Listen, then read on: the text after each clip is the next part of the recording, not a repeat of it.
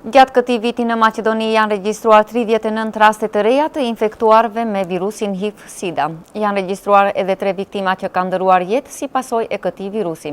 Sipas qyteteve, 20 janë në Shkup, 4 në Koçan, 3 në Shtip, nga 2 në Shën Nikol, Kavadarc dhe Prilep, 1 në Tetov dhe 1 në Strumic.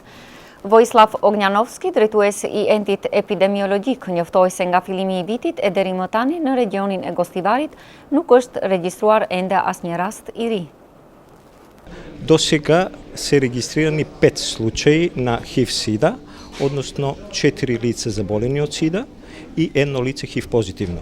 Deri më tani kemi të regjistruar 5 raste të prekura nga HIV-SIDA, konkretisht 4 persona të sëmurë nga HIV-SIDA dhe 1 person me diagnozën HIV pozitiv.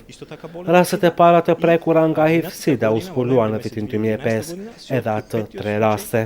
Në vitin 2006 u zbulua edhe një rast po ashtu i prekur nga HIV-SIDA, edhe rasti i fundit të zbuluar gjatë vitit të kaluar me diagnozën HIV pozitiv, pra kemi gjithsej 5 raste të evidentuara. Do të thotë se persona me HIV-SIDA kemi edhe në regionin ton.